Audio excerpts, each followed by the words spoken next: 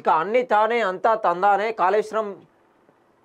కాళేశ్వరం ప్రాజెక్టుపై వైఫల్యానికి పాపాల భైరవుడు కేసీఆర్ అనంట. బ్యారేజీలు ఎప్పుడు ఎక్కడ ఎలా కట్టాలో ఆయనే చెప్పారు. నీటి నిల్వ నిర్ణయమా ఆయనదే. ఇంకా ఓఎండ్ఎం చేయించలేదు, అంచనాలు పెంచింది, కాంట్రాక్టులను సవరించింది ఆయనే. బ్యారేజీలు కూలడానికి అవకతవకలకు కారణం కేసీఆరే. బ్యారేజీలు ఎక్కడ కట్టాలన్నది కేసీఆర్ సొంత నిర్ణయమే. వీళ్ళు నిర్ణయం తీసుకొని ఆ తర్వాత వ్యాప్కోస్కు బాధ్యతలు. హైపవర్ కమిటీ నిర్ణయాన్ని తుంగలో తొక్కేశారు. భారీ ఎత్తున ప్రజాధనం దుర్వినియోగానికి కారణమయ్యారు. మేడిగడ్డ 7వ బ్లాక్ పునరుద్ధరణ బాధ్యత ఎలాంటిదే. అన్నారం సుందెల లోపాలు సరిచేయాల్సిందే నిర్మాణ సంస్థలే. కమిషన్కు కేసీఆర్, హరీష్ తప్పుడు సాక్ష్యాలు ఇచ్చారు.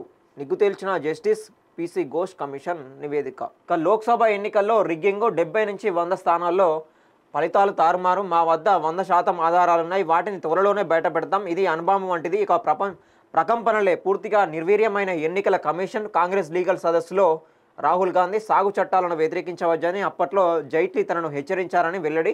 ఖండించిన అరుణ్ జైట్లీ తనయుడు.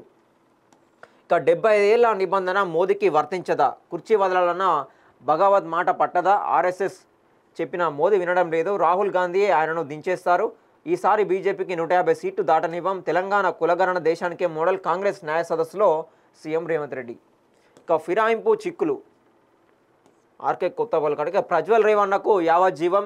పని మనిషిపై అత్యాచారం కేసులో శిక్ష 10 లక్షల జరిమానా కూడా. అందులో 7 లక్షలు బాధితురాలకి తీర్పు వెల్లడించిన ప్రజాప్రతినిధుల కోర్టులో వెక్కి వెక్కి ఏడ్చిన ప్రజ్వల్ రేవన్న. ఇక 3వ అతిపెద్ద ఆర్థిక వ్యవస్థగా అవతరిస్తున్నాం.